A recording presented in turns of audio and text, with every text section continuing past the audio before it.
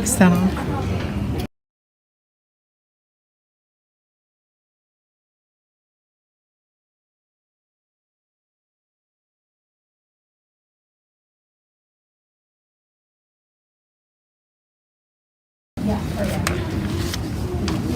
Okay, I'll call this meeting to order at 7:01.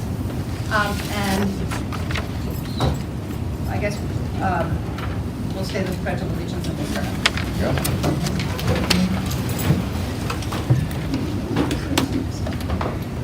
I pledge allegiance to the flag of the United States of America and to the republic for which it stands, one nation, under God, indivisible, with liberty and justice for all. Before we start, I'd like to read a few comments about last night's meeting, the last meeting and tonight's meeting.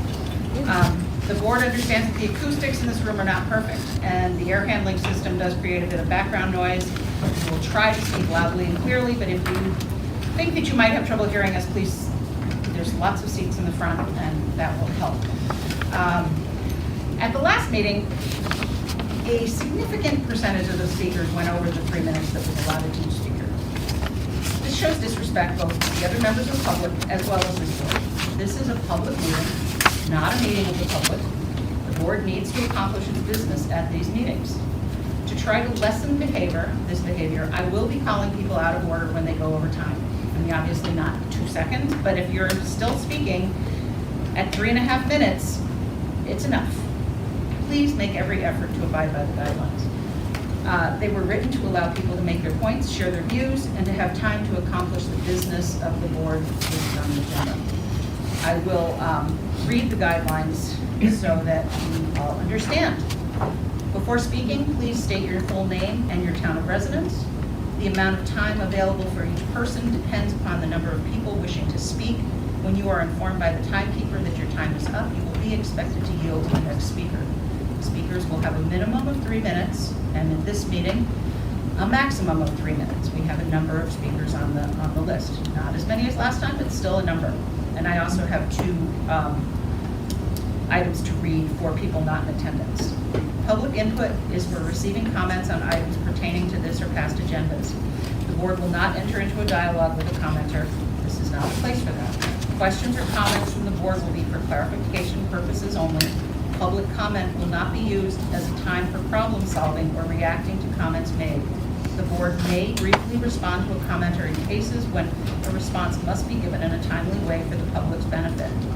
We do take note of your comments as they help to inform the board's future actions. Rudeness, ridicule, obscene or profane language, lack of respect for others, and personal attacks are not acceptable behavior. At the last meeting, there was identifying information given about an underage person, a student here, and that was unacceptable. I was not aware of it at the time, but that's not okay. There will be 1 opportunity for each person to speak during public comment. If you would like a written reply to your question or request, or to have a follow-up comment, please direct these communications to MRUUSD board at millriverschools.org. Please note that you are welcome to take part in the board's community conversation sessions to have an informal discussion with board members about subjects of interest, curiosity, and or concern. These occur the 3rd Monday of each month at 6:30 p.m. Please write to community engagement at millriverschools.org for a link and a list of the board members who will be available at the next conversation. In terms of when you request information, the expectation is that you will get an answer within 30 days. It doesn't always happen. I apologize, Crystal. I have not returned your email, and I will. At that, I'll continue on. So, approval of agenda. Next. Do I have a motion? Thank you. Second? Question, please? Yeah. I've got a couple things that I'd like to include in the agenda. One is right off this time, but I want to wait the other one until toward the end of the meeting on the public, what do we call it, transacting the legal business. Okay. What we stuck on. First one is we had a chance to put forward back this March. We didn't do it. I didn't really need to. I didn't really should, only for a number of reasons. I think the executive committee should be put back in shape. We can deal a lot with computer and messages and stuff to deal with. Most of the time, it's not only, it's probably going to make yours a little bit longer, but I think it's going to help the, at least a couple of board members. Actually, I didn't really set this up, but the two people beside me, one from Wallingford and one from Tinmouth, to be on that committee. It's for discussions that the superintendent doesn't help you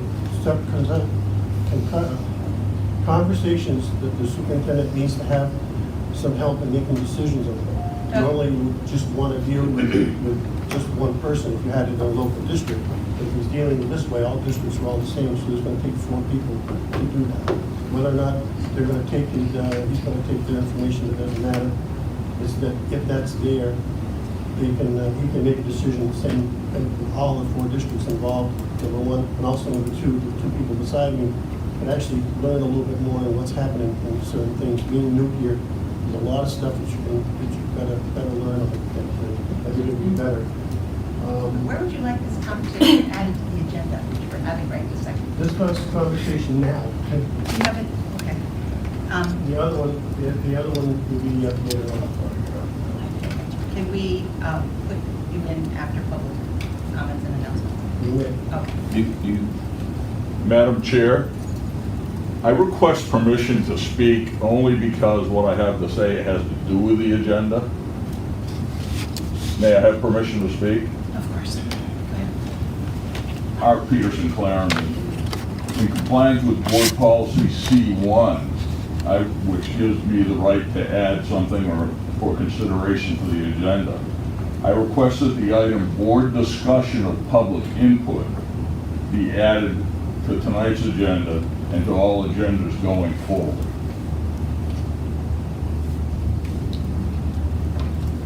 Thank you. Okay. Does anyone else have anything to share? I have a few topics to request. I would ask between number 5 and number 6 if we could add potential discussion and action on telehealth contract. I will share with the board later today. Coral will be able to speak to that. I would also ask if following, just prior to committee business, if we could add a request related to employee leave. Between 7 and 8 employee leave.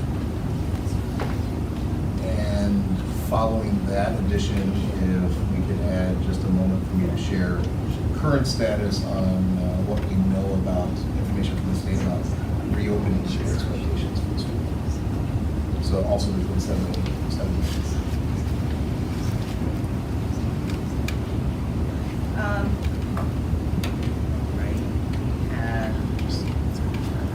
Agenda. Is there further discussion of whether or not we're going to? I have a statement that I would like to make. I don't know where to put that. Okay. Well, we'll start on public comment. But not good. Okay, so if all the conversation and discussion about the agenda has finished, is that okay? I'll call the question.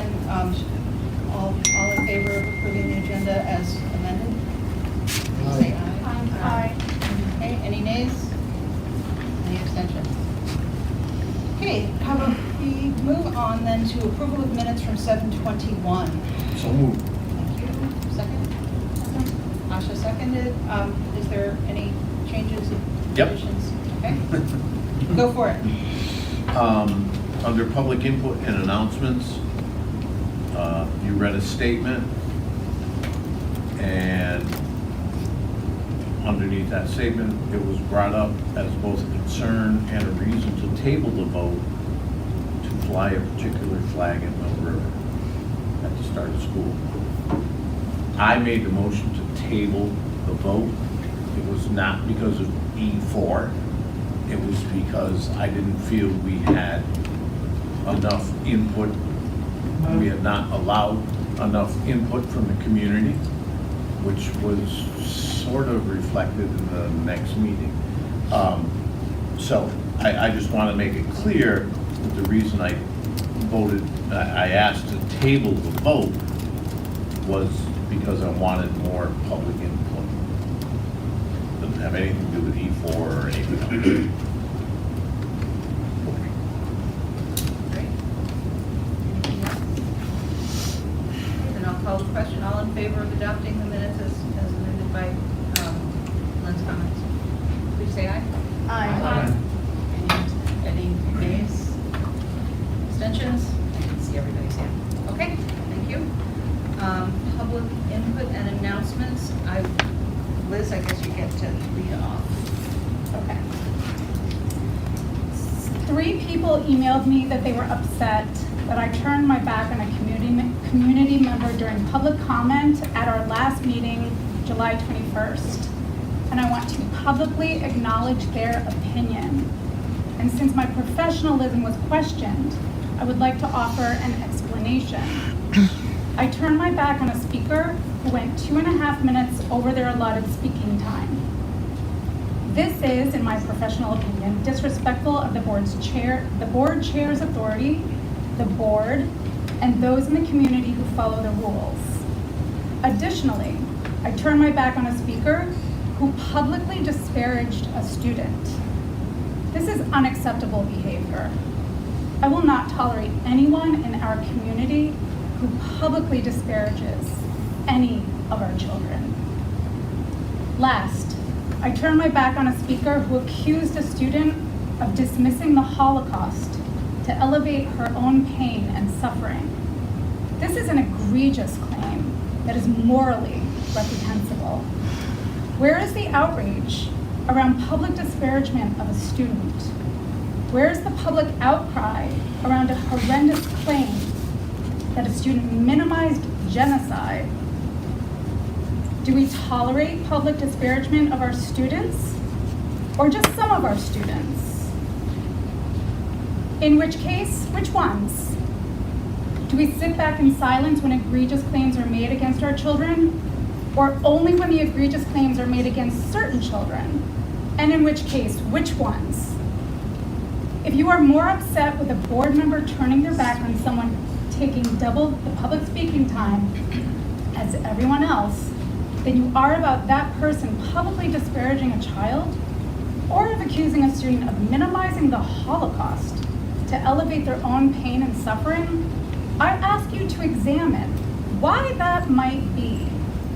We have a serious moral dilemma when we have a higher tolerance for obstruction of work around equity and inclusion than we do for public disparagement of and egregious claims against our children. My job is to ensure and oversee the delivery of sound education that is fiscally responsible. And this is second only to first and foremostly protecting and doing right by all of our district's children. Thank you. Thank you, Liz. I will read a comment now from Madison Aiken that she submitted to be read. On July 21st, 2021, at the Mill River Union Board meeting, Liz turned her back to a speaker making deeply problematic statements. Adults often tell kids to say something when someone is being picked on, or if something is wrong. At a young age, we talk to kids about the negative impact of being a bystander and doing nothing. Our anti-bullying, suicide prevention skills always include skill development about letting people know when something is wrong. As adults, we say silence equals violence. At the board meeting, when Liz Vilskoff turned her back, she accomplished a number of things. Liz showed others she disagreed with comments being made while maintaining an atmosphere conducive to continue the work of the meeting.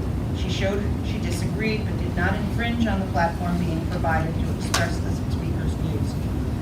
Liz also modeled a way for us all to do the same. Refuse to be complacent in a situation, show support for a person being harmed or maligned while allowing the meeting to proceed. I suspect people with a variety of perspectives will use this action in the future. We don't need to agree to engage. We are not silenced as individuals by being elected to public servant positions. We get to show our moral standard. Mill River educators, board members, students, and community members have a powerful way to show opposition to views they deem deeply problematic, while allowing the work of the meeting to continue. Thanks, Liz Vilskoff, for not being silent when you view this statement as harmful. Your leadership is brave. Signed, Madison A. Kemp. And now a letter submitted by Christine Billings to the MRUUSD School Board, Teaching the Truth. A statement I heard many times during the last Mill River School Board meeting. This was quite disturbing as a taxpayer, as who is determining this said truth. Many people in this community believe the truth is the Bible. Others believe in the universal language of love. Others believe in science. Others believe the truth lies somewhere in the middle of all the historical accounts and ravenously read other countries' points of view on historical events to have healthy debates. We can agree that man wrote the history books. In countless books, there are many opinionated facts. Public education must focus on unopinionated facts that students must critically think about and come to their own truth. Yes, their own truth. Please stop referring to teaching the truth and focus on critical thinking. Your focus needs to be on curriculum to teach kids to do math, read, and critically think. Our school standing is not good from any online resource, yet the focus of this board is on flags and equity. Many of these ideas are of opinion and could find a healthy compromise within the school, as Tom O'Brien so eloquently explained in his opinion piece to the Rutland Herald.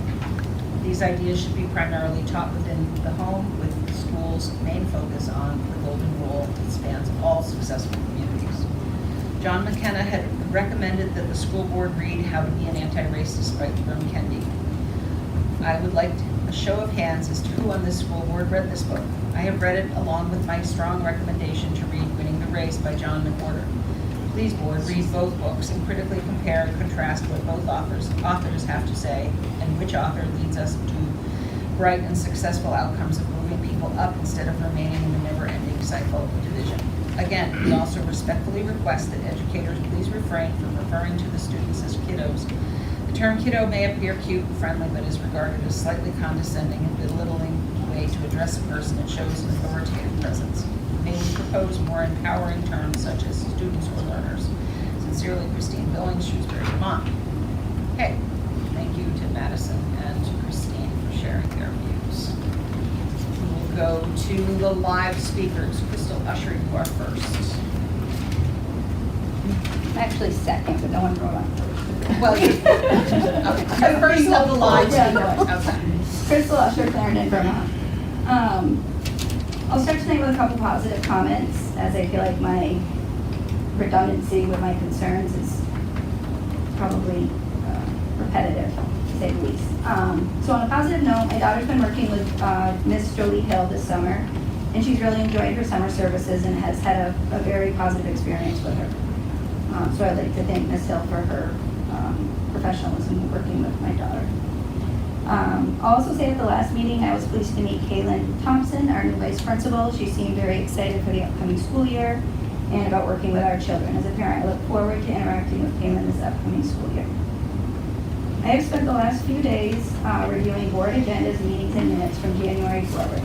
I found that while I and others have voiced academic and athletic related concerns dating back to last year, these items have not been on the agenda this year, other than the June 16 meeting where Kim shared an athletic integration proposal. Regardless of various viewpoints on our academic ratings and the sources that provide conflicting data, I am confident there is room for improvement. It concerns me these topics are given no priority by the board, and our concerns seem to go ignored. Yet while the basic planning of a retreat is on the agenda multiple times, the flag conversation, CRT, and more recently the inclusion statement was on the last agenda and again on tonight's agenda. I am not minimizing these agenda items, but I am concerned that we don't see any need to prioritize academic, athletics, music, or art. Our JV sports teams are non-existent. We are struggling to field varsity teams even when opening enrollment grades 9 through 12. Other than a Facebook post regarding fall sports, I see no outreach related to community engagement in this area. No emails, phone calls, simply no outreach. I would suspect and hope our athletic director is concerned about this, yet as parents we see no effort or discussion relating to identifying or improving our Feeling Sports program. I'll end with a statement in regards to public input. We have 3 minutes to speak to the board during community input, with no commentary offered, and clearly no intentions of adding our concerns up to future agendas. On July 6th, I sent an email to the board in regards to Kim's proposal regarding athletics. Followed up on the 22nd to inquire on the status and was told I should wait the 30 days. I thanked Adrian for this reply, and still, as she stated tonight, I received no response in regards to this email.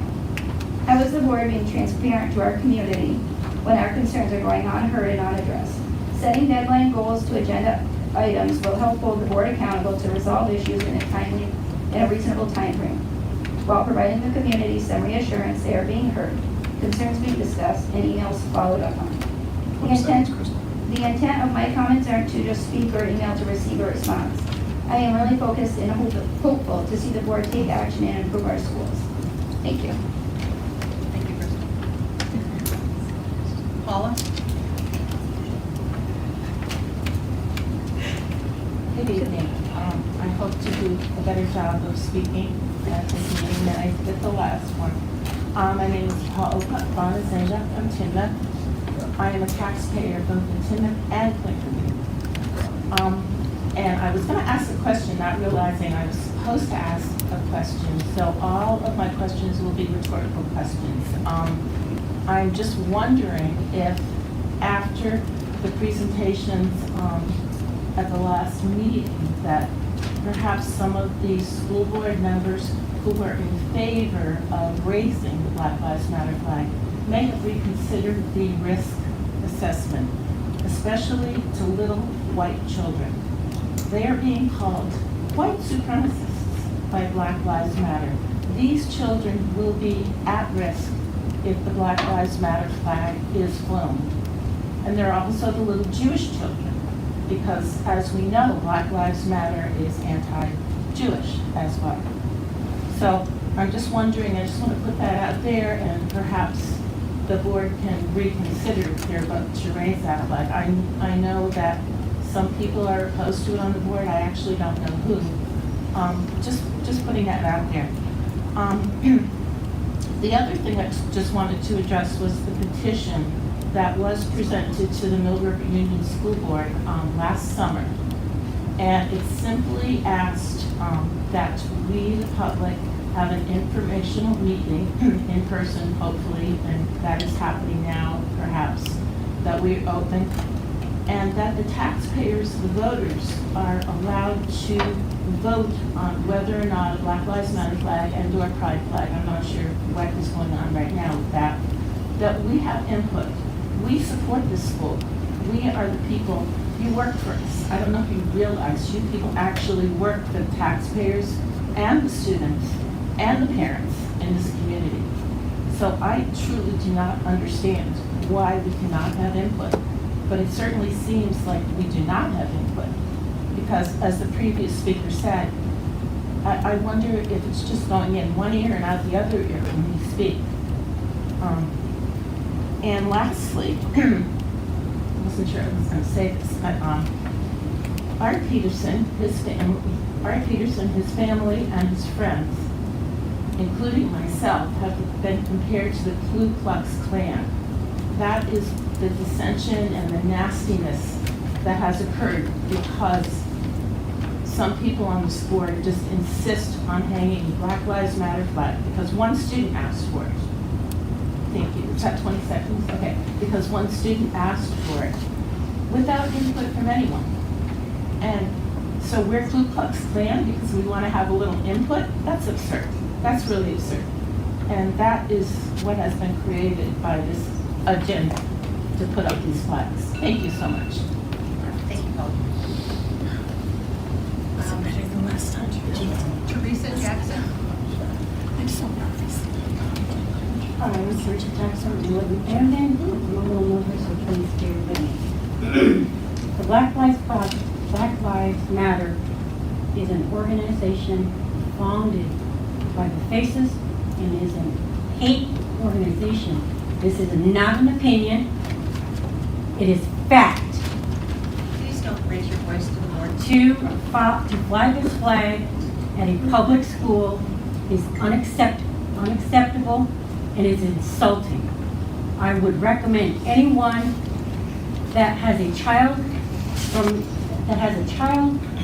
the school district, and taxpayers should withhold taxes until the school board members that support this resign. Thank you.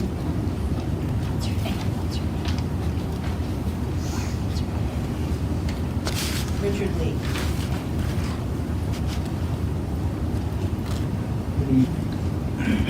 Excuse me. This is a response to a letter to the editor by Nanette, I hope I'm pronouncing her name correctly, Dubin, regarding Mill River Schools doing worse and Art Peterson relying on unsubstantiated data to determine that our schools are failing. Carol Gearing, a teacher at Mill River Union High School for about 20 years, I'm guessing at the time, in a letter asks what Art Peterson has done to improve our schools. I have to ask Carol, in 20 years as a teacher, what has she done? Why do we remain so low in ratings? Our percentage of proficient reading is 50%. Our percent of proficient math is 33%. We are failing. You guys are failing miserably. And all one has to do is search to come up with these facts and keep questioning them. They're there, and we are. We're failing. You guys are failing miserably. I have addressed this issue in the past. Until we achieve excellence in our schools, we are wasting our time on non-issues like BLM and CRT. Nanette addresses flying the Black Lives Matter flag, while Art continues to be opposed. Everyone should be opposed to Marxism. I don't know why anyone would question the destruction of our country. I listened last meeting to two ex-school board members get up and speak. One insisted BLM is not Marxist in spite of the fact they are trained Marxists spreading Marxism. The other ex-member, John McKenna, spoke at the meeting. I went outside after speaking, and John was screaming at another person that spoke in this meeting. I asked him to calm down and have a discussion. He asked me if I was in favor of the BLM flag on our school. I responded, definitely not. I said, we fly the American flag that is totally inclusive of every American. He then called me a racist. I asked him to repeat his statement, and he said that anyone that does not support BLM, the BLM flag, is a racist. I then asked him if that included black family members that did not support the BLM flag. At that point, he started to backtrack. I explained to him that many people of color are opposed to BLM. The screaming continued by both John and his wife, and I walked away at that point, realizing that some of these people are really scary. This is a disgusting attack.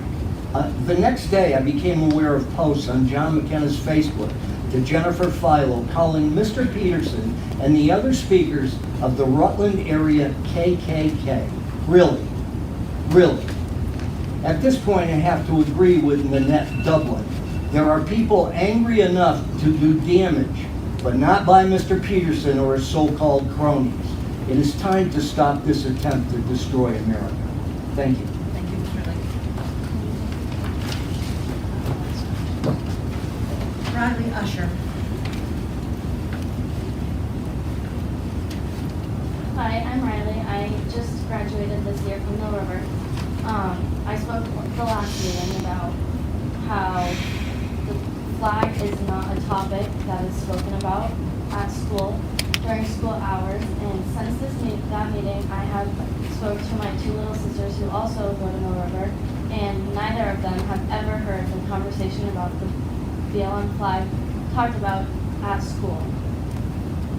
Talking about it at the board meeting is not helping our school or anything. We need to focus on talking about academics and sports, because I played softball. I've played softball my whole life, and not being able to play softball my junior year crushed me because it was my life. I got to play my senior year, and it was a horrible season. We lost every single game we played, and we got into the playoffs, but we decided not to go because of how embarrassing we were to play against another team. And it was a waste of time and money to go that far to play a game that we were guaranteed to lose. I think we need to focus more on students and academics and that kind of stuff rather than the flag. And also, I know others have said this, but John McKenna has called people the KKK. That if that stuff isn't acceptable at school, why should it be acceptable at a board meeting and on Facebook? And it just needs to stop because it's not fair, it's not nice, and that is racist rather than some of the other stuff. And also, if we're not allowed to have arguments at school, students get pulled apart from each other if there's a disagreement. So why should two adults be able to stand outside of the building on the school property yelling back and forth at each other when nobody's stopping them? That's not professional and appropriate. Thank you.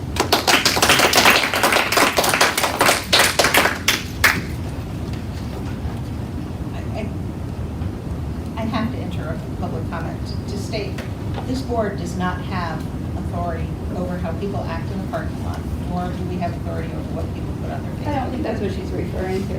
No, I'm not responding just to Riley, but this is a number of comments about how other people are behaving, and I just want to point out that we do not have authority, and that's all I'm saying. So, that's it. Yep. Anna Majorelle.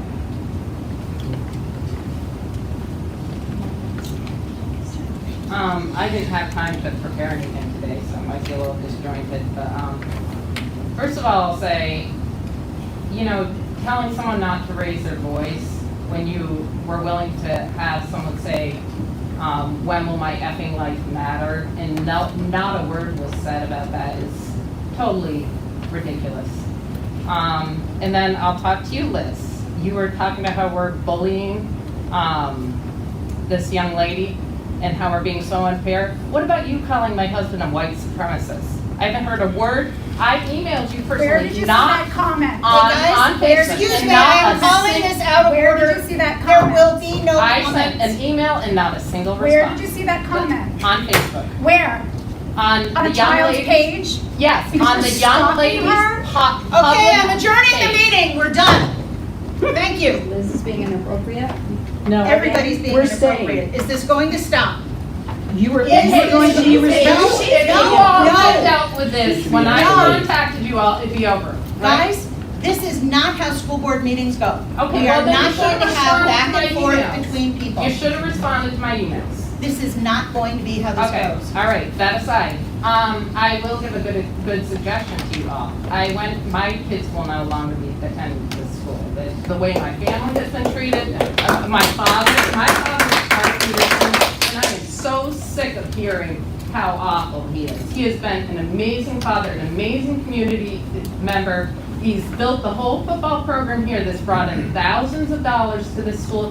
He's served as the president of the school board here for many years, and he still continues to run the youth football program. You know what? His grandchildren aren't even involved. They don't even want to do it. We've all walked away from the school because we've had it. Okay, but back to my other thing. I went to MSJ to see my daughter's new school, and there were multiple posters around the school that said, racism has no home here. Excellent. Why can't we do that? I don't care if you put it in every hall. I think it's wonderful. A wonderful reminder. Racism has no home here. Why do we have to have a Marxist, communist flag hanging out in front of the school? People are sick of it. Thank you. Yes, we are. Okay, I would like to caution both the board and speakers that this is not going to be a battle at this board meeting. We are here to listen. We hear you, but I cannot begin to say how embarrassing this is. Everybody. Barb Peterson.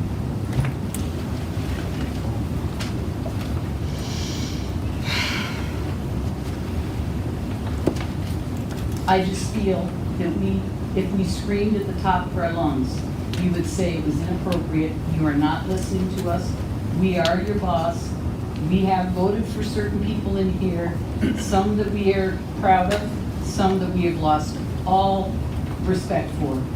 And it's very hard to keep our tempers when this has been going on for a year and a half, and you don't pay any attention to anything we say. This is not a dialogue anymore. This is, we are gonna put a communist flag up in front of our school, and that's the way it's gonna be. As my daughter said, I'm sick of my family being maligned just because we don't want a communist flag in front of the school. We don't want any flag other than the United States flag and the state of Vermont flag. They pay for the property, we pay for the property, our group pays for it. When the BLM takes over our school, they can put their flag up on top of the school. Whoever owns the property decorates the property, and our government owns it, we are the government, and we have paid for it.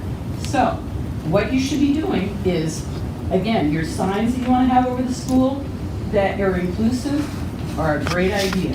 Having a flag up there along with the flag that already says, United We Stand, it's the United States flag, if that's all you need. And also, the people who own it is also the state of Vermont. So you go ahead and put that up. But with those flags, nothing else. I don't care if it's a Jesus Saves flag. Nothing should go on with those flags other than what's there, because that is who is paying for the school district, that is who is educating our children. So I would like to see you, and I know I'm talking to a wall here, I would like to see you act as if you're paying attention to what we say, because everything you said tonight is, we are listening to what you're saying, and maybe someday we'll get back to you. You have a woman here who emailed you a month ago, and tonight maybe you just remembered you should get back to her. And also, like I said last week, could we please do something about the education? I've got 7 grandchildren. My 4 grandchildren went here. They went to college. They did better in college than they did here. We moved here because it was a Middle River district. Now people are running away. You need to find a way to get the education seriously back in here. Forget the indoctrination. Let's go with education. The indoctrination is not working for you. Thank you, Barb. Art Peterson.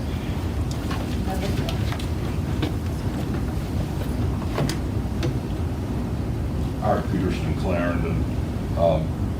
Everybody smile, take a breath. It's not the end of Western civilization, no matter what happens here.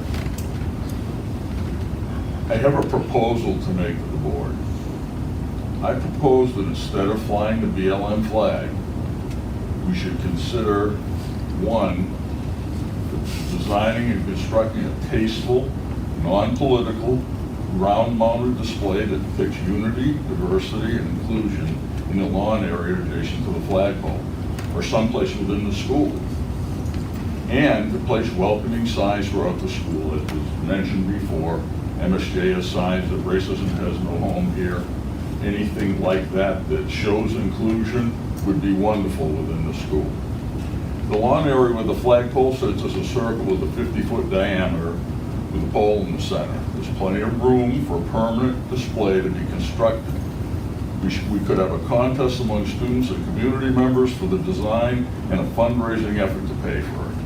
The inclusion statement that you will be formulating can be part of the display.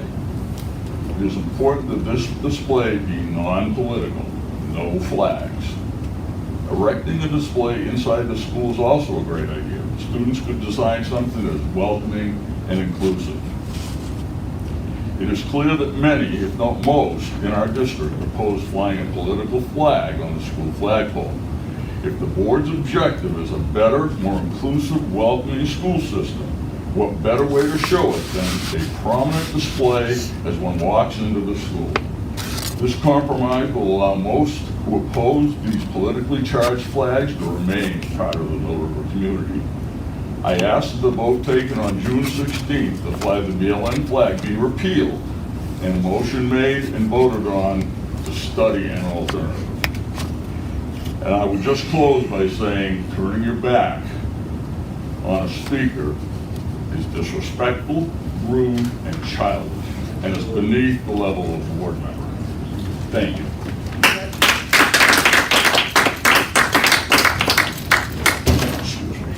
Gail?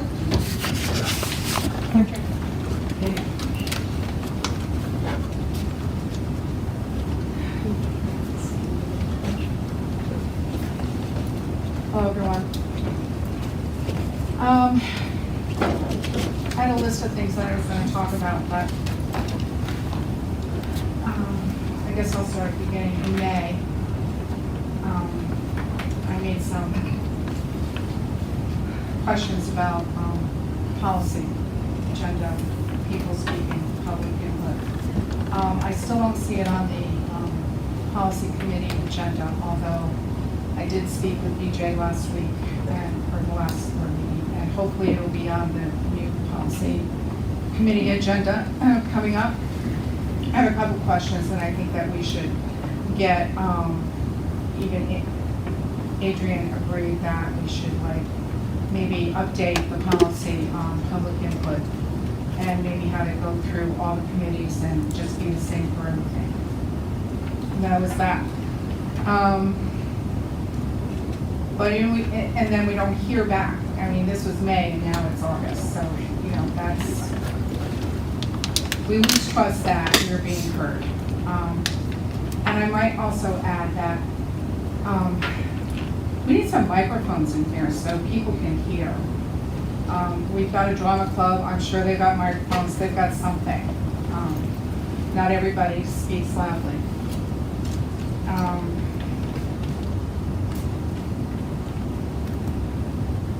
I heard Adrian say tonight that it takes 30 days to get a reply. I had an email from her that said it was about a couple weeks, so I guess I need to know, is it 2 weeks or 30 days? 30 days for a parent asking a question seems pretty lengthy to me. That's just like a long time for maybe a 1 or 2 sentence answer. I mean, that's my opinion on that. Mr. Gowns and I had a conversation after the last board meeting, and I asked him if he would read some information on the health effects to students with who are having to wear masks all day long. I hope he's done that. And finally, I will close with saying,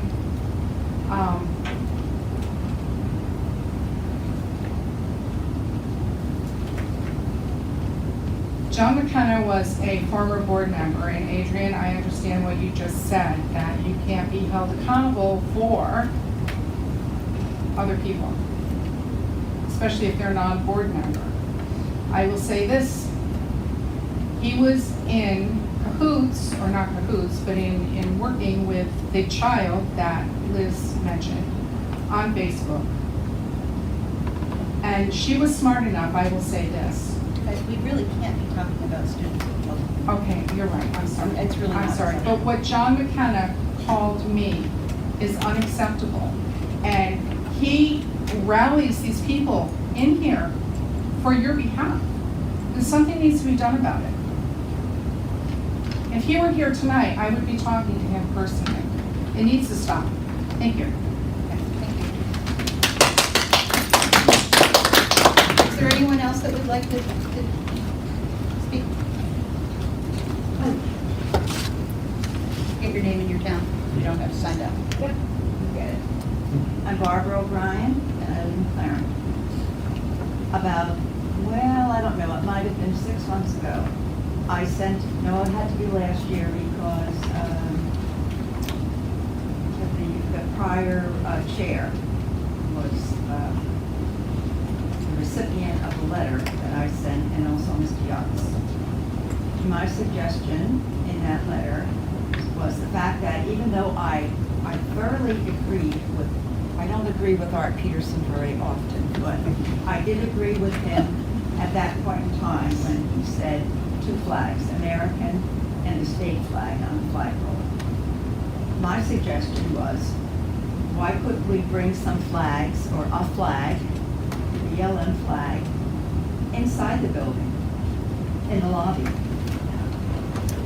in the lunchroom, on the stage? It certainly would have induce kids maybe to ask questions, teachers to bring up the subject with social studies class or history class, whatever kind of class. Seems to me the kids don't really care. The kids are kids. They're accepting of everybody. It's us that have the problem. And we are creating a problem for the children that go to this school. And I really, I'm ashamed of this board, not all the board, but I am ashamed of some of you and the attitude that you take. You don't discuss education. Look at all the time we're wasting on this. There's got to be more in life than a Black Lives Matter flag, because we all matter. And that flag out on that flagpole in the red, white, and blue, that's what it says. Thank you.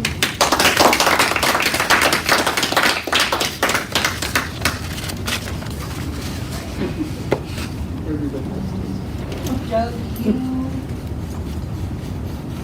I wrote down that you wanted to speak to your suggestion. Exactly. Thank Yeah. you. I didn't have that. It's just that I think some of the stuff that we do, teaching kids basically, I think this part here would have to teach board members. Number two, I would prefer to see all 4 towns involved in a decision that has to be made, not by the superintendent solely, but by the board, before we as a board together actually see this whole time to be able to come to a decision or something there. And I don't know how many times it's being used. I think it's used very extensively, minimally. In the last 2 years. But I think with the advantage we have with computers, the advantage we have of leaving messages, which by the way, I hate computers, everybody knows that. I host. We get hate phones and like computers.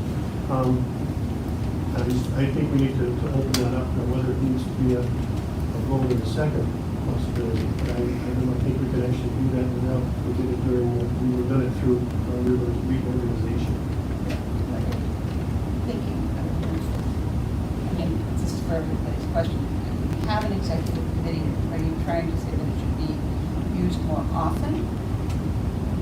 From what I remember, we discussed having an executive committee, and it was not approved as a committee. Well, it isn't an official committee, but like as a helpful backup if we request quicker responses. What else would you see them doing? Well, the executive committee would be easily filled by a lieutenant individual. Should sort of have to sit on. For those that don't know what we're talking about, the executive committee is made up of 4 board members, different districts that come there. If the superintendent needs some help in making a decision, if he's unsure what he wants to do or what should be done, he will ask those. Instead of calling a full board, an emergency board meeting of some sort, it's done through those. And those were appointed at reorganization, the first, in this case, Wednesday in March. That we had. So it's a little simpler to go through that. I'd like the board members to know that we're not only educating the kids, but educating them. Every time we go through something like this, we all learn something. I learned a few things today too. But I'm just so looking, that's what I'm just looking. And I'm not interested in getting involved right now.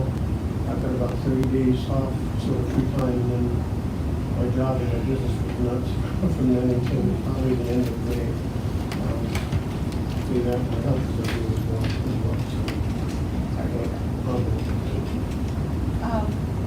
I guess, does anybody else have a comment on that? I mean, I don't remember us disbanding that, we just haven't utilized that as, and we haven't really had any special board meetings. But, I guess, does anybody else have, I mean, we have an executive committee, it's just not being well used today. Nothing?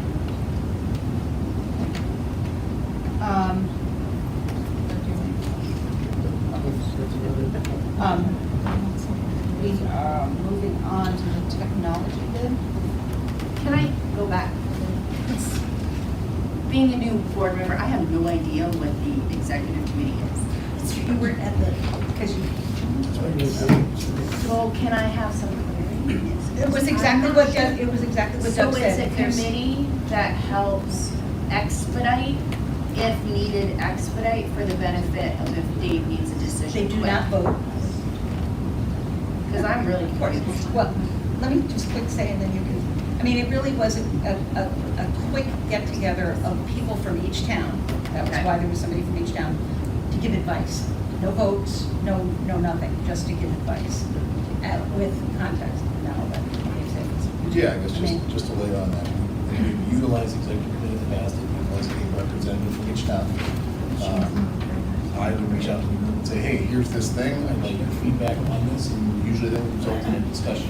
That group before was not a quorum of the board, it was not a committee that would take any action, it would just be kind of like a sounding board for me, because as you know, the law puts me in the place of being the executive officer of the district, so I have to make some decisions that occasionally are informed by good advice from board members. So there's no action to be taken, there's no authority that can be passed, it's just a resource to the superintendent if the superintendent needs to access that resource. So the committee kind of went dormant because you haven't needed to use it? Is that? Truthfully, I'd say the dormancy has not been deliberate. I think COVID and virtual remote status probably played into a lot of that. We were very active with the executive committee as we were going through the merger process, and we were actually talking, Doug mentioned 4 districts earlier. So when we did have standalone districts previously, that was a great resource for me to get a read on different ideas as we worked through the merger process. Those needs have settled.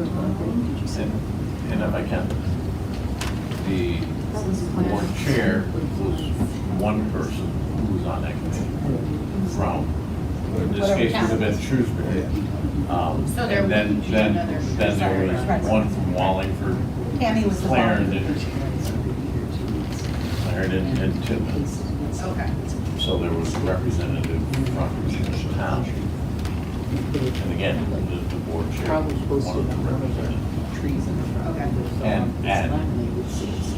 again, I can remember we met a couple of times, a long time ago, for various reasons, where David would send out an email or whatever and say, you know, I've got this going on, I need your feedback. And we would provide that feedback, knowing that it was not votable, wasn't binding, it was just an opportunity to get input from community representatives. Okay. Does that make sense? Yeah. I mean, it was Clear set. as mud, but Yeah, yeah, thank it's you. getting better. That's good. Well, it was set up originally, it was set up originally when we merged, Okay.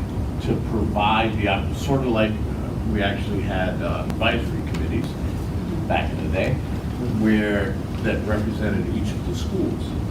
And the intent was to try to provide the opportunity for each of the communities to provide input to the general running of the district. Okay.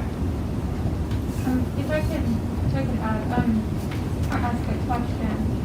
Can you confirm what the process was in the past for, you know, I guess I'll address to Adrian, but anybody who would like to answer, what the process was for appointing or electing individuals to that executive committee? Well, one was what Len said, it was the, you know, the chair fills their town's spot. Timoth, there was no question, because there's only one. And then everybody else, sometimes yeah, everybody else just Clarendon decided. had an issue about who we represent. And so I think we did rock, paper, scissors. Yeah, I don't, I mean, it was sort of just a general, you want to do it? Yeah. And- Yeah. I guess I share, and I can't think of anything right now that we might use the executive committee for, but I do share Doug's opinion in that I think it might be useful. It sounds like it has been a resource before, and certainly a resource for Dave. So, you know, perhaps if reorganization is the time that those positions are chosen, or whether those are chosen on more of an ad hoc basis, I think it would be useful for us to have that committee ready and available should it need to be used or should Dave wish to call upon. And I agree. Have such a committee. Yeah, my recollection. It's ad hoc. I don't know that we assigned individuals when we reorganized in March. That doesn't resonate with me, but that's a good process for you to do. We can do that. Yeah, sure, sounds good. And I'll say, Andrew, I was there at reorganization, Oh, okay. and there was discussion about executive committee and Okay. of this nature, but I just. I know you've been in yeah. Thank you. I've been going up and down a 2,200-foot mountain for the last 6 weeks, and my hearing's not all there, but I'm certainly having a hard time hearing people right here. And that's, I guess people out there are having the same The difficulty. acoustics are horrible in here. Yeah. Well, And and when there's people air turn their handling face, system too. Well, when people turn their faces It's away, horrible, you need to do something about it. Well, it goes up there, So, I guess another question is, Doug, are you just bringing it up because you want to make sure that the committee still exists in case it needs to, or are you looking to get off of it? No, I'm not And be on it. replaced? Oh, you're not on it, I'm not. okay. Let us be the individuals on it from the third, it's at least another opinion. We didn't assign positions. One person that was a board member, the longer one, was on that committee for quite a while. Did a lot with Davis, did a lot with the changing and the reorganization we had, was a large part of that. It was a committee at the same time. So are we just making sure that the committee still exists right now? Yeah, nobody Okay. knows, we got some big decision coming up, whether the kids go to school, whether they wear masks, whether they come in little, like yellow suits and bounce around. David needs some help with us, our decision, what our town's people want. I've got probably 2/3 out there are Clarion representative, or Clarion people, and they're Clarion representative. My phone is always ringing if anybody wanted to do that. But if David has any questions, he's got somebody that the board has designated, the people that can give information. And if somebody else wants to put that information there, they tell the representative. In this case, somebody from Clarendon will tell Len what I think this ought to be, and Len goes on with the phone, but it's something to think about. Yeah. Okay. Now I think I get it. Thank you. It's late, sorry. David's one job I don't know as I would ever want to do. I really don't. You were in the crossover here, no matter what you do. So we'll look into whether or not there's anything in the That's minutes. something that's needed right now. Okay, all right. The next thing on the agenda is the technology bid. So, Brian. Has everybody seen the movie Groundhog Day? Yes. Yeah, I was gonna say, have we done this before? Yes, you approved this bid back in March. I'm bringing it back to you because the computers were not delivered in the fiscal year. Yeah, well, and I thought it was too good. that's been, yeah, the world we live in. Those computers are coming, they'll be here before the year starts, but I did want to make sure to get approval in this fiscal year so that we're definitely in compliance with full policy. So I asked that the motion be made to reaccept this. I'll second that. Questions? Question. We just had this big talk about the executive meeting of council. What was the decision? That we're going to look into it to see whether or not we actually have anybody appointed back in March. I or just what the didn't want that to discussion be was. the end of it, Sorry. because I'm leery about who's going to be on this committee. I've had questions about who's on the committee. Well, I suspect we won't find anything back in March, so we'll have this conversation next few months. Ryan, could you be clear that you're looking for actual solutions, right? Yes. So we have a motion and a second. Is there further discussion? The computer, it's 120 computers, 120 licenses total for $34,110. Are we ready to vote? Okay. All in favor of accepting the Active Solutions, please say aye. Aye. Okay. Any nays? Any abstentions? Okay. Thank you. Thank you, Brian. Discussion for telehealth. Laurel.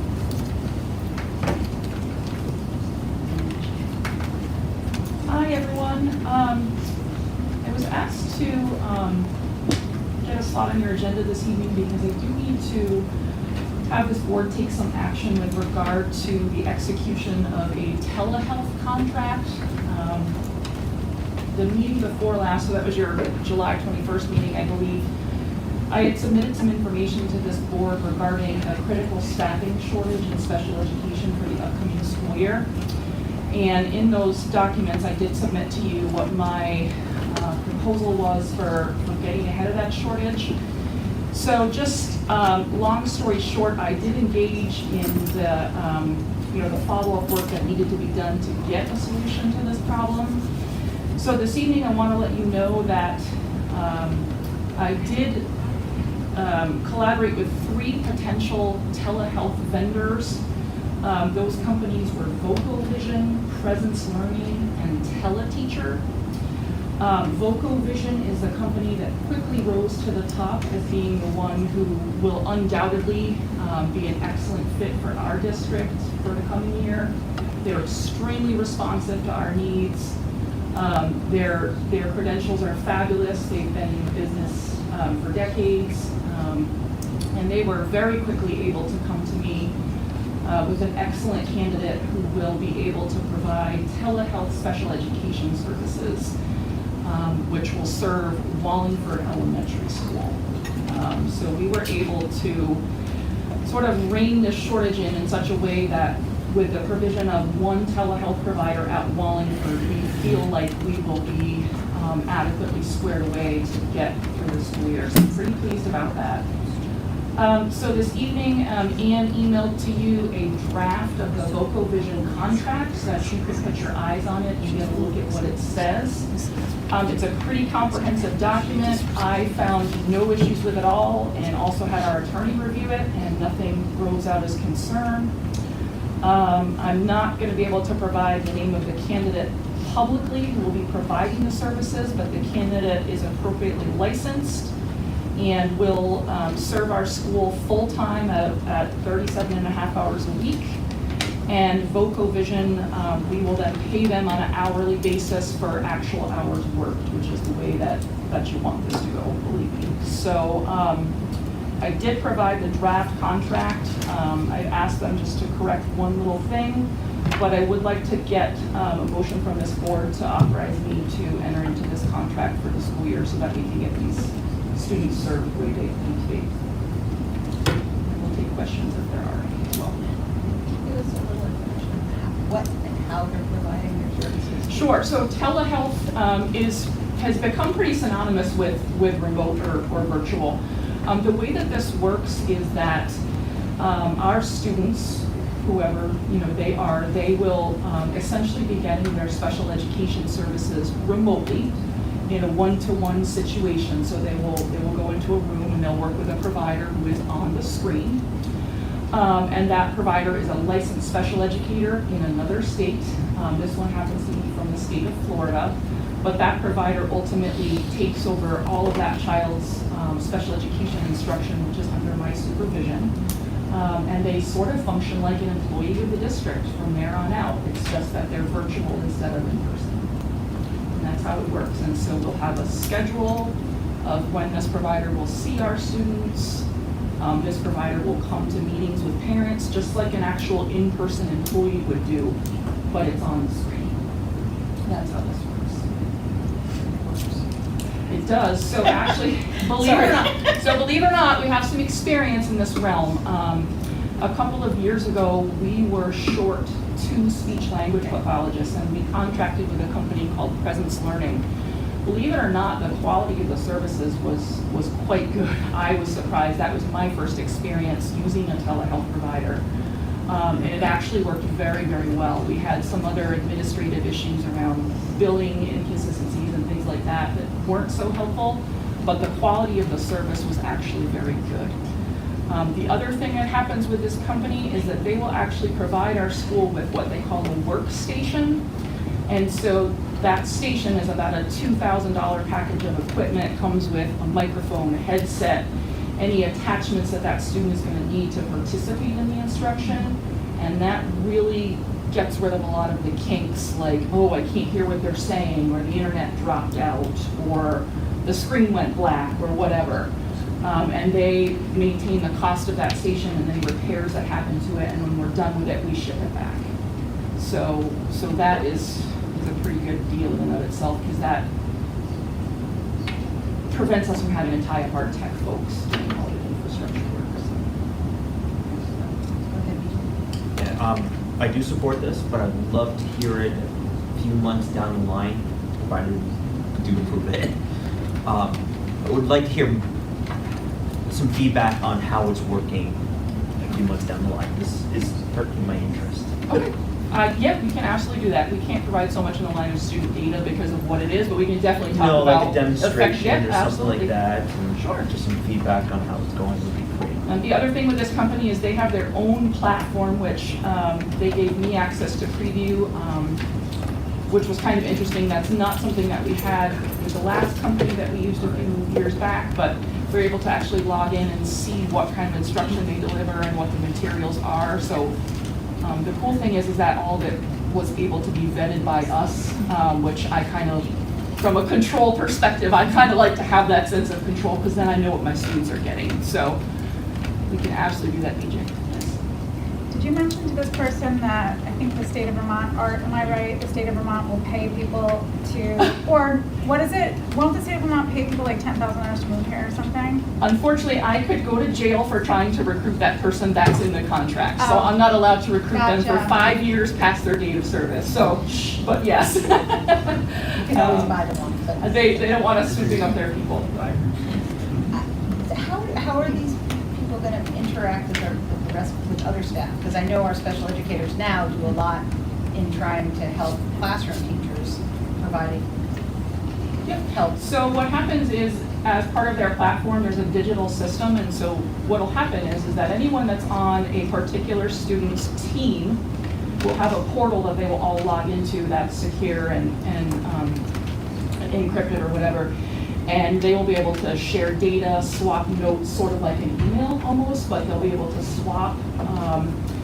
And then as part of our contract rate, there's what they call consult time built in. So that's time for this classroom teacher and special educator to either talk by phone or to sign on to like a virtual, like a Google Meets or a Zoom, just like we would do in the regular course of a school day or school week.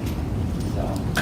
And the parent also gets that. So parents will then be able to reach out to this person through the portal and say, hey, I have a question about what my child is working on or whatever. They can log right in and send a note, just like you can do with some of your medical doctors at this point through their patient portals. It's very similar if you use one of those.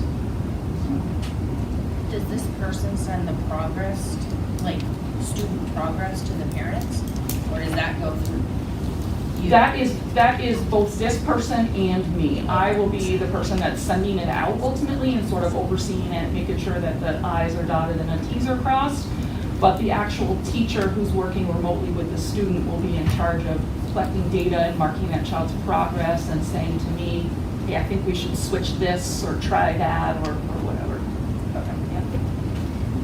I'm just curious about the timeline. I mean, I know all schools, all businesses, like everybody's having trouble hiring. Yeah. So this isn't unique. I just hate to outsource a job at a state. What is your timeline? How quickly would you have to sign this contract? Because, for example, like my fiance mentioned that his school has to fill 3 positions and we have a month until school starts. Right. So are we still looking for someone who can be in person, who can be local? So we will continue those efforts. I will tell you, I'm not optimistic. I don't hold much hope. Our postings have been out there since February. So in my world, that's a zero hope for me. You're not getting applicants? No, none. Literally zero. So what we're going to do, the plan that I'm proposing to you is we will contract with these folks for a school year. I really need to know and be able to assure that my students are served this school year.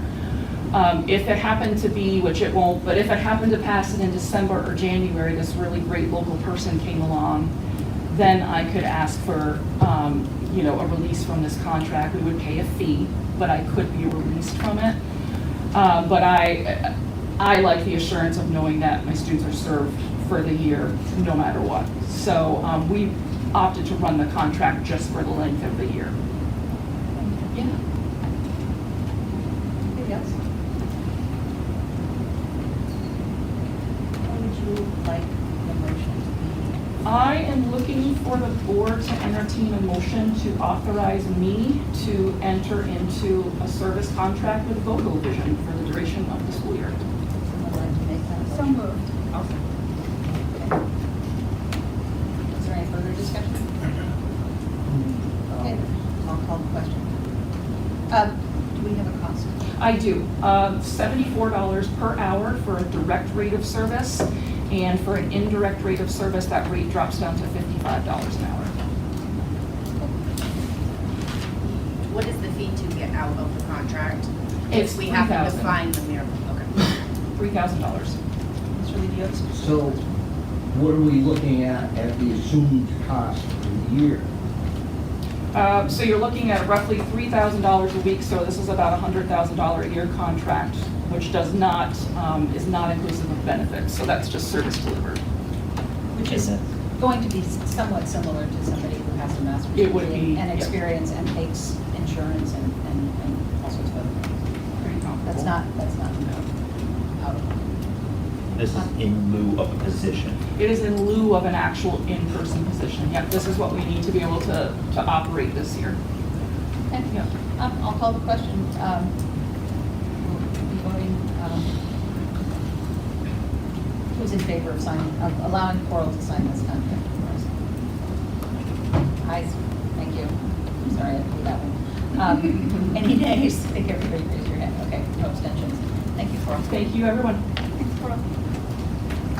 Okay, we had so many changes. No, that's what I think.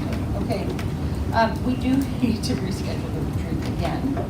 I think probably, I should very careful, it was very nice to have you point out that there will be a memorial service for Grant Reynolds on the same day that we had talked about holding the retreat, and he's got to interfere because I know a number of us would like to go to Timber to pay our respects. So we need to reschedule again. Any suggestions? I'll put out there, I'm gone through, traveling through the middle of September. So I'm not available on Saturdays, but I won't be hurt if that's the only time you guys should do this. We do it around the holidays. Like before Thanksgiving, so we can make it fun. That's a long Why are time you away. looking at me like that? You Because man? it's a long time. Well, I know, but. Andrea, it's also always fun. It doesn't have Oh, to. I'm not, this is my first one. I know, I was a little hurt, actually. So You it'll were be not fun, looking because at me like you were. this is the third, Thanksgiving. Themed appetizers, what do you think? Yeah. I'm thinking Have a like turkey. Santa comes. Okay. Can we do How about the we try for something a little before November? Can we do the 28th, August? You guys can. You can. Oh. Yeah, I mean, I just, I have no I idea. have Saturdays quite a while. Yes. Sorry, since I haven't asked, I'm trying to see if it works. That's fine. Just yell. Yeah, Not sorry. yell, sorry. Yeah, no problem. I think as soon as you get, I'd love to try to project as soon as you get back and as soon as we're all, I would say as soon as possible, as soon as we're all able to meet. Okay, I mean, we have Sorry, Saturday. Andrea. I'll bring cookies. We can do like September 18th. That is. Well, actually, no, how about September 25th? That's September what? September 25th. I am out of state. It's all good. No, it's not. I'm just kidding. How's October 2nd, getting close to Thanksgiving. Told ya. We're gonna try. My only question would be, do we have to have it on a Saturday? I mean, No, we we're- don't, we're actually. looking That's a at- good idea.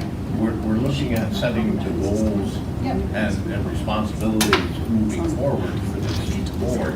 And we're now looking at October. I agree. Give me a stinking break. I think if people are willing to do like a 2-3 hours on another night, I'm totally up for it. I mean, if we met at 5, Yeah, we can meet till 8 or 9. well, I don't know about that. I was thinking 5 to 7 maybe would be fine, but I'm not sure about 8 to 9. We had scheduled 3 hours on a Saturday, but some of that was social time, so you figure you'd have to have some dinner in there, 5 to 7. I'm fine with that, so just a date. Here's a calendar. I think we should do the goals, like, starting at 5 o'clock on a Wednesday. I think that is important to hit early. The social aspect of that, maybe we can figure that out at another time, but I'll for bring right a now. sandwich. We I don't do have that my on orange Thanksgiving juice. and after. Yes, well, the day after. We can still get Jones Donuts and bring it at 5. We could do the 25th of August. It's a Wednesday, it's not a board meeting night. Or we could do the 18th and meet early, but we already have a personnel meeting Correct. that night. So let's do the 25th. let's I do like the the 25th. 25th. I won't be here. Your time is good. We're actually going to It's my mind. No, my kids won't be here. So I think dovetailing it maybe to that second one. How about the 24th on a Tuesday night? Did anybody do a Tuesday night?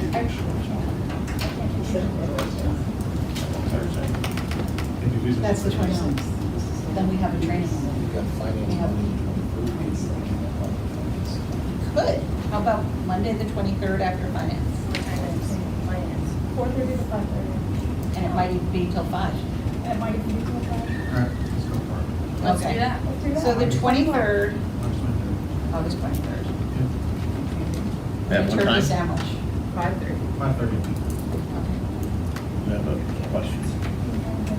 Oh, And I'm you sorry. said before, the public is invited to this, right? The It will last be a time? warned meeting.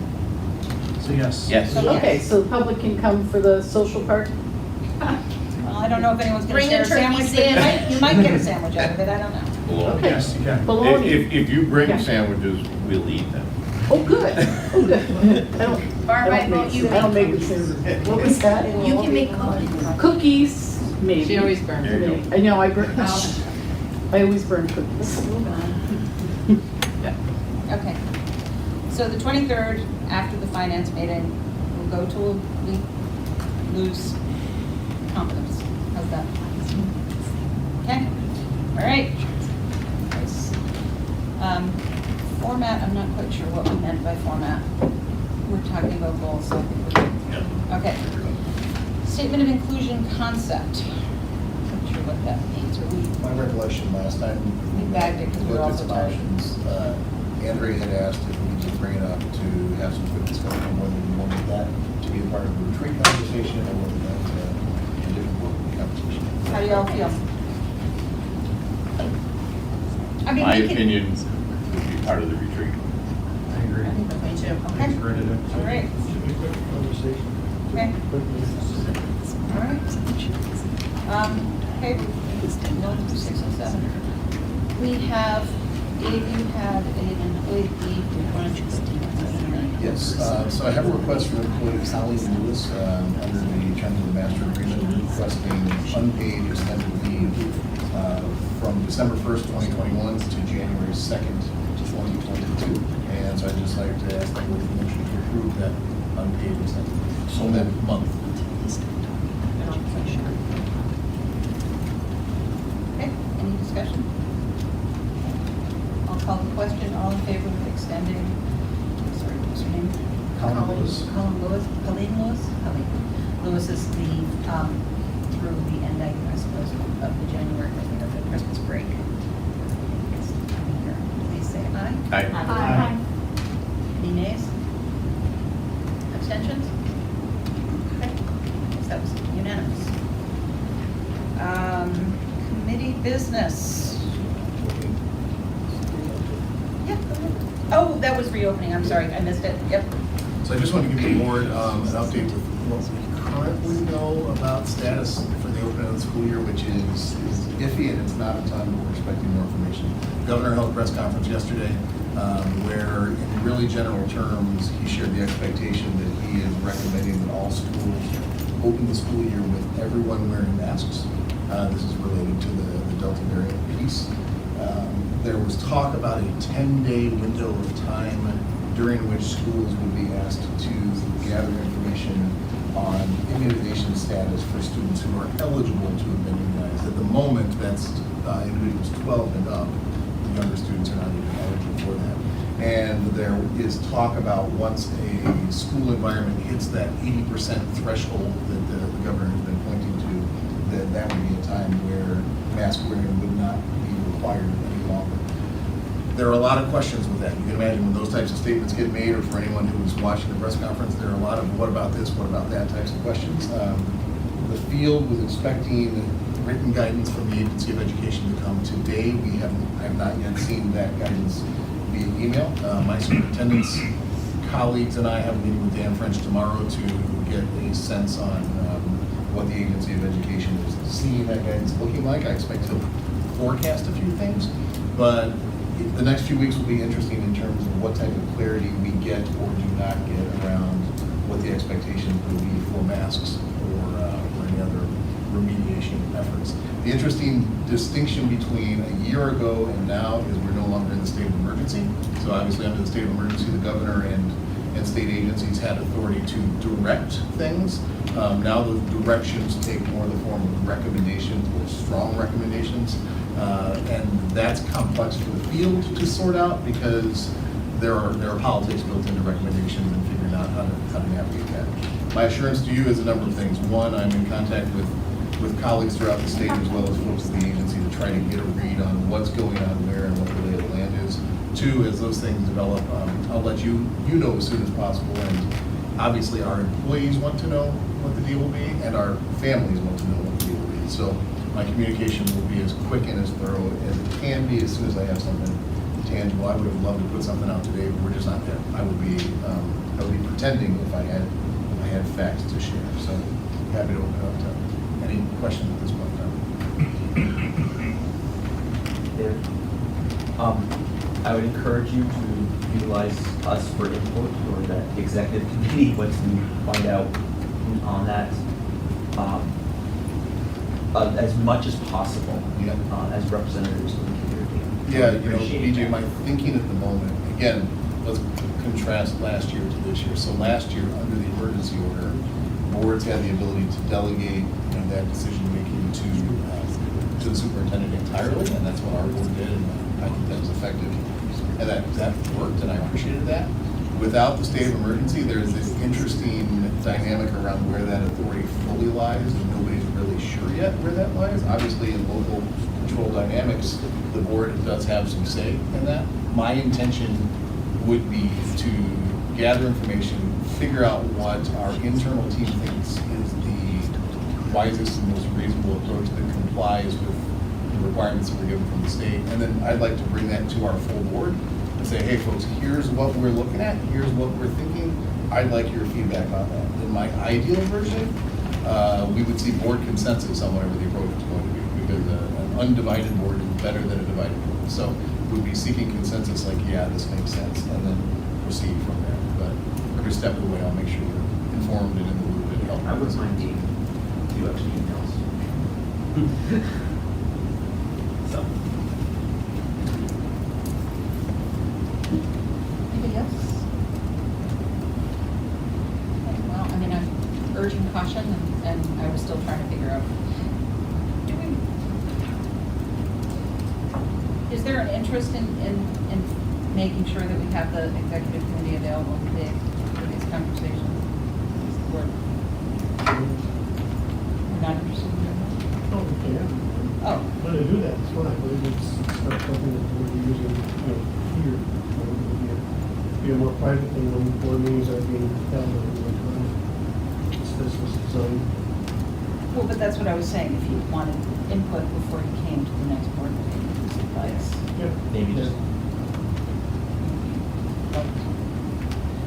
Do we have any one from Clarendon that is, Timoth and Shrewsbury are taken? Well, I put Lynn up because There you have it. I mean, this isn't really an official committee, so we can just make an arrangement. He's going to be going off in March and such, so there may be a substitute. Well, it's till the next. Next meeting, So you're Clarendon rep? Sure. Okay, Wallingford. Carlos and Wallingford. Bruce doesn't mind. Wallingford members? I'm fine with that. Trying to get somebody for the executive committee. BJ just volunteered, so just volunteered into, okay. That was All right. easy. That's called a bounce pass. Okay. So you have your advice committee, Glenn, executive. Asha, Adrian, me. That's understood then? Now, committee business, personnel. Yeah, you're not gonna like me. No, I know, because you got a lot of stuff. It's okay. And I don't know Power the through. best way to approach this. I don't really wanna go through each of them individually. Because we'll be here till midnight. Yes? Since the committee already went through everything, we just lump it all together? Yeah, What I just said. that's what I was hoping. Yes. Thank you, Matt. So, I guess we have 7 contracts that we need to approve. For Amy Ridlin, 1.0 full-time equivalency health services supervisor. Contract for Steve Allen, 1.0 full-time equivalency special education paraeducator at Clarendon. Laura Alexander, 1.0 full-time equivalency special education paraeducator at Clarendon. Jordan Biodry, Beaudry, that's, yep, like you said, 1.0 full-time equivalency pre-K paraeducator at Wallingford. Cassidy Humphrey, 1.0 full-time equivalency general ed paraeducator at Wallingford. Kiera Naughton, 1.0 full-time equivalency pre-K paraeducator at Wallingford. And Nalati Shah, 1.0, how they doing that? Natalie. You did, How well, did it you says, get that? you did great, but my typo says no. Oh, okay. Oh, it's like, how did you I thought I was do doing pretty good. Natalie Shaw, sorry. I apologize, Natalie. 1.0 full-time equivalency special education paraeducator at Wallingford Elementary School. And I would make a motion to approve those 7 contracts, even without misspelled words. Yes. And Matt is seconding? Okay. All right, is there any discussion? Hearing none. I'll call the question. All in favor, please say aye. Aye. Well, okay. Okay, Anybody? only just Yeah, begun. okay, everybody said yes. Go ahead. Next is the coaching slate approval request. And again, I'm gonna go through these: varsity football, varsity assistant football, high school football, high school football, high school, middle school assistant football, middle school assistant football, middle school football, boys varsity soccer, girls varsity soccer, girls varsity soccer assistant, fall golf. Cross country. What's that? Varsity cross country. Varsity cross country and middle school cross country, middle school soccer boys and girls, high school fall cheerleading. I make a motion that we accept all of those. Second? Okay, Matt? Discussion? Okay, all in favor, please say aye. Aye. Okay. Thank you very much for your cooperation. Is that it? I hope so. Wow, nice job. I'm done. Okay, Whether that's it or not. policy. You have an update? Sorry. Actually, I don't think we had a meeting. I know. We haven't had a meeting. I know we have another one coming up next Tuesday. Really, really hoping that we can get that transportation one finished. I think we had a lot of fun being in person and being able to review a policy last time. We have some of the rotations, and I've been talking with David about bringing C3 in the public comment as requested by the public to review. Probably not in our next one on Tuesday. I don't think we're going to be ready for that, but in a very one coming up soon. So that's where that stands. Okay. Buildings and grounds. Building and grounds, we are getting ready for the big rush of kids coming in. I talked to a few of the people here, and I gave them a lot of credit. Normally, if any of us have been look at the school 3 days before it's, they open up, and there's trash everywhere, and it smells and stuff. 3 days later, it looks like Taj Mahal. It's just gorgeous stuff. I said, you guys do a great job, so keep them that way. We have on order 2 school buses, and COVID has sort of kicked our butt a little bit. They're in limbo when they're going to get to us. It hasn't been a big issue, except for one thing, that one of the buses, at least, that we are going to be taking out of service, we end up having to have a repair or two, so we're sort of putting some money into repairs for the buses we won't be having. I don't think it's going to last very long. It's usually a pretty easy middle of the winters when the damages come. But they're going to be coming sometime soon. We did get the one from Rutland that we didn't get from Rutland, we got from Bennington. So, but that's here, and that's really a big plus. A lot of the stuff we're doing in the summertime with the kids, we don't need a big bus to drop them off. There's 4 or 5. We can all put them in a smaller van. The van, I think, is a 6-person, if I remember right. And you can drop kids off there. It's got all the lights and everything it needs that way. Another COVID problem is in attendance. Most of us have been talking about it, that they've got a roof that needs to be changed. There's some slates up there that are gone. We're going to put all the ones in there. The problem is the asphalt shingles haven't been showing up. That's also a thing from COVID, been holding things down. They do need about a 2-week window to do that, but they also need to do that. So what's going to happen is that we'll be able to do the roofing, and maybe making sure kids don't come out certain doors for certain times, making it safe. I'm sure the company that's involved is safety conscious. Everybody pretty much has to be. And lastly, remember we were talking about a water leak in Tindon? The water line was coming somewhere. We normally use 25, 30 gallons, but we've been putting in 16,000 at a time. They did find the leak. It was actually close to the building, so they were able to make a quick connection, go into the insert into the building, and tie into that stuff that's there. So that's been completed. That's all done by local guys. I believe I'm gonna try to have a meeting the first Tuesday of September. I don't know the date yet, but that will be there. We'll see how much we can make up by then. By then we'll have a school going, hopefully filled up with kids, and not one of them sick. That would be really nice. We're all great for that. I have a grandson who's going through it, and his family, he is now quarantined with his family there. 1 out of the 5 did not have it. 1 out of the 5 is now in the hospital. He's been there for a week, and trying to get the best out of it before this is so I wish him good luck. He'll be up his quarantine by the end of this week. We'll see how we do. Question.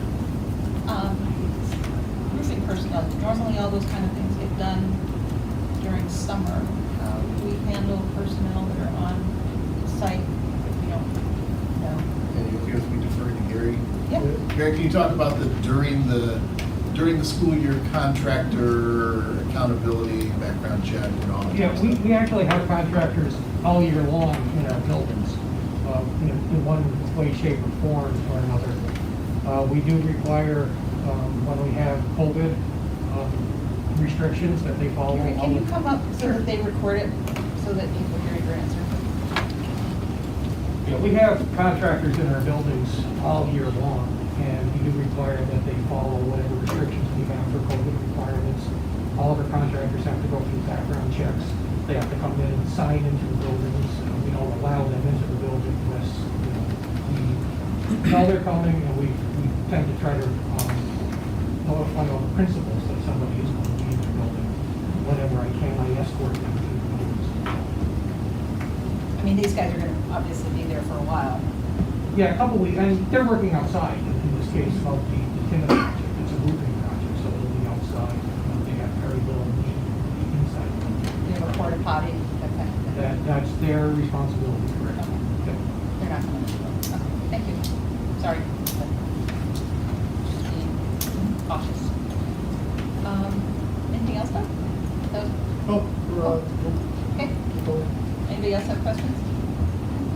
Community engagement update. I don't know if anybody read it. Okay, go. So we have our next meeting Tuesday, which is the 10th at 6:30. And that is the board committee meeting to discuss, and then the community conversation that's up next is August 16th from 6:30 to 7:30. And the folks that are up for that are Adrian, Asha, and Mac. 6:30 to 7:30. 6:30 to 7:30. I know this, but writing it down. Okay. All right, thank you very much. Finance. Finance, good evening, everyone. We have the following pay orders and payroll for approval this evening. For FY '22, from food service, we have a warrant in the amount of $9,548.13. For fiscal year '21, from the general fund, we have a pay warrant in the amount of $607.01. For fiscal year '21, we have a pay order from the general fund in the amount of $13,903.67. And for fiscal year '22, from the general fund, we have a pay order in the amount of $60,882.27 for a grand total of $94,941.08. And for payroll, dated July 22nd, this is all FY '22, we have payroll in the amount of $3,080.47. Dated July 30th, we have payroll in the amount of $64,820.55. And we have payroll dated also July 30th in the amount of $115,856.56 for a grand total of $183,757.58. And I move that we approve the payroll and these pay orders as presented. Second? Any questions? Okay, I'll call the question. All in favor, please say aye. Aye. Okay, thank you. And our next committee meeting is August 23rd at 4:30 before our retreat at 5. Thank you. Okay. We have transact other legal business. Is there something? Yeah, You're gonna this is say? usually when George makes funny and puns, but, sorry. I'm resigning my position as a member of the Community Engagement Committee effective immediately. At our meetings, we've struggled to develop ideas and ways to encourage community participation. We wanted to let the community know that we valued their ideas, comments, questions, and even their criticisms. Public input on the board agenda is community engagement. We should be listening. Childish, unprofessional, and disrespectful action by Liz Philscott, who is a member of the committee, is disappointing and embarrassing. I will not be part of a committee that accepts this behavior. Liz's reasoning that the individual who was speaking went over the allotted time is not valid. Many did, and I compliment Adrian. She respected each person's comments and allowed them to finish their statements. No number of retreats or get-togethers will accomplish what some time taken to listen and engage in conversation could accomplish. If we wish to be inclusive, equitable, and really value our community members' input, we need to put aside our personnel agendas and just listen.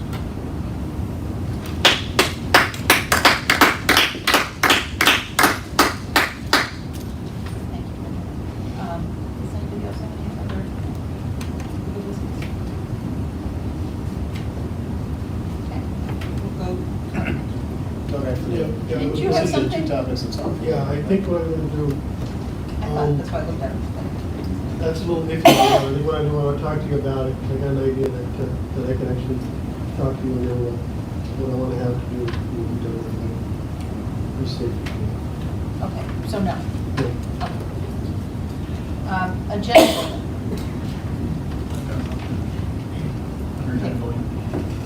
would like to formally request that we add Art Peterson's proposal to the August 18th board meeting. Whether you like Art Peterson or not, he is somebody who represents a large group of members of this community, and he's also a resident taxpayer and should be heard. I personally have a lot of respect for Art. I can almost guarantee you that the feeling is not mutual, but I feel that we need to at least consider what he's requested of the board. And that is to have a discussion? Have a discussion about a display outside. Okay, I wasn't sure what you Yeah, meant. sorry.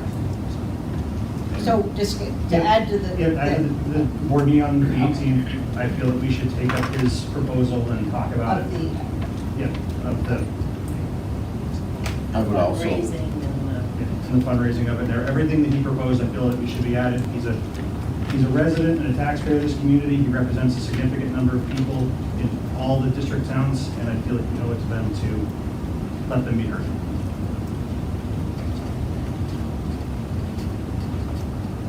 okay. I would also ask, and I think I have in the past, but I'll ask again, just in terms, the school year's ended.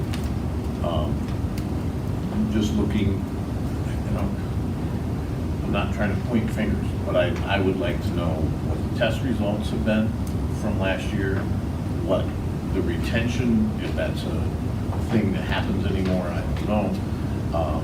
Retentions, attendance, I would just like to know,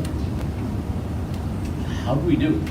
I think I'm hoping to hear that as part of the retreat, as part of our goals discussion. Well, we need to hear it before we talk about goals, because how the heck can we set goals if we don't know No, but what I'm we did? saying, to say, how did we do Okay. on the goals before? And that was, because I had asked about the same thing. Yep. And because Bruce had mentioned that he wanted to see the garbage Yes. testing. And I think that's Star critical. system, yeah. So, yes, go ahead. and Len, that's, administration has been targeting the retreat, which has been a moving I'm sorry. target. Okay. To bring all that information before the board, Yep. to consume and consider as we go. Thanks, and I appreciate that. Okay. And I also realize that it's been a moving target. It has. I know. I thought we were gonna have already had that conversation. It's New Year's Day now. Yeah. Or Groundhog, whichever you choose to look at. Wasn't that a movie? Yes, it was. Yes, Andrew brought it up Probably- earlier. I know. That's why I said. Okay, anything else that anybody wants to see specifically?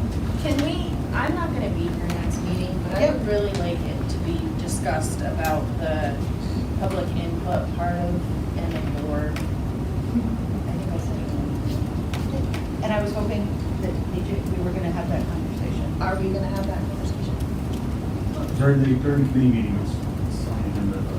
Policy. Yeah, we have to finish up transportation, That was the C3 he was referring to. and then C3, But the other part of it, You mean this part?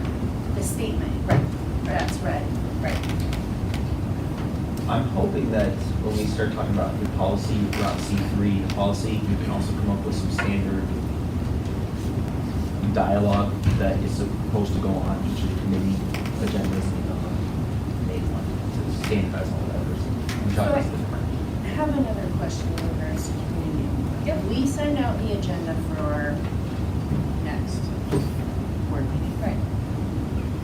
where is it put what the subject is for the public input for that? I'm not sure I understand. Is there for every board meeting, like a subject we would like to hear from the community about?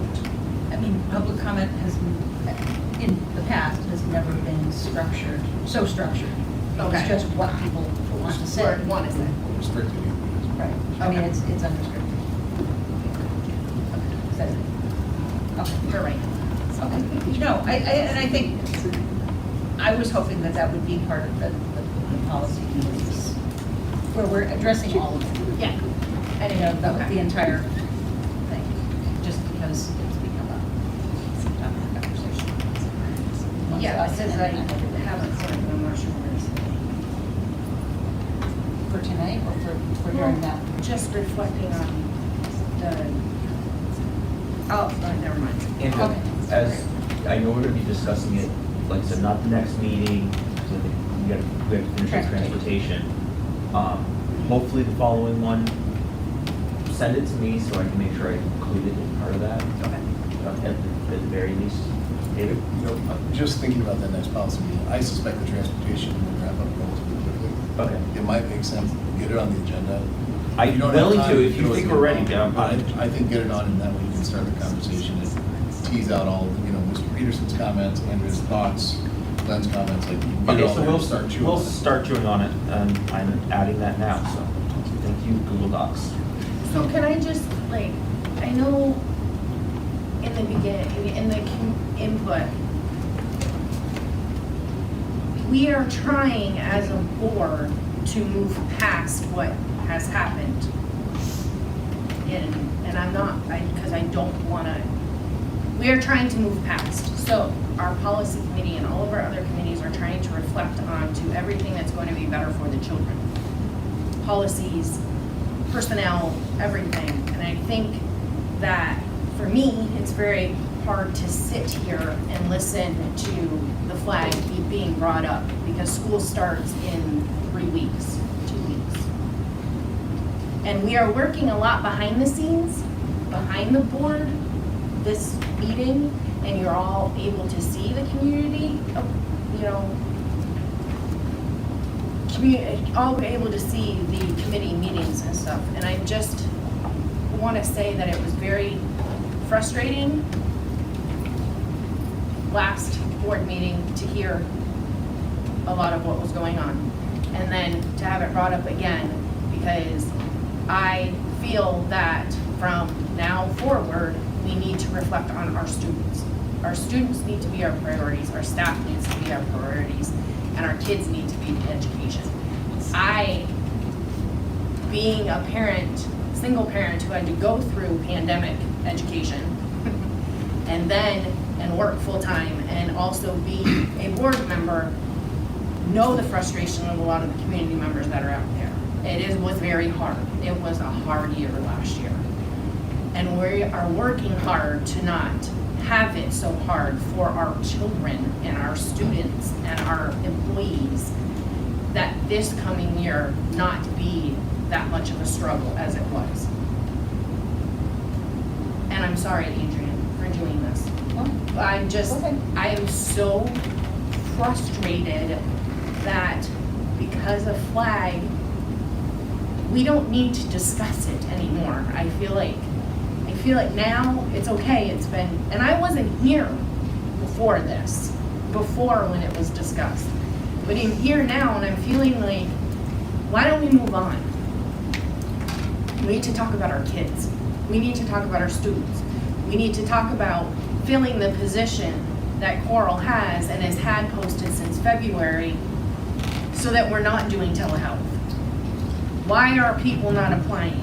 Why are we not able to fill it and do that? What about we have a middle school cheer position open? What about our sports programs that have vacant positions? What about all of this other stuff that's benefiting our students? We need to focus on that. And I know that the flag is going to fly out there, but seriously, we need to look at our school year that is coming up. Our kids suffered a little bit. We all went through struggles. We all had a hard time through the pandemic, and it's not over like we thought it was going to be over. We need to seriously just start looking at our students. Had a really hard time, even to the fact that I'm up for election in March, and I'm not quite sure what I'm gonna do. I've had the hardest time going home to my son and having him ask questions. And his friends ask me questions. But I'm sitting here because I want the education to be much better. And I want our children to be focused on. And I understand the flag flying is not something that we all wanted. It's flying for 3 months. But in those 3 months, we need to focus still on the students that are sitting in this school that we need to provide an education for. And it also needs to come from our community members. Our public and our community and all of our districts need to help the school knowing what we need to do to help our students. Good for you.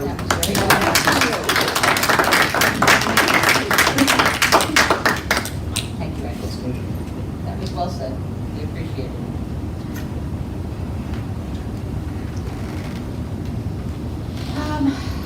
I think, unless any, yes, I know, I'm just sort of like, okay.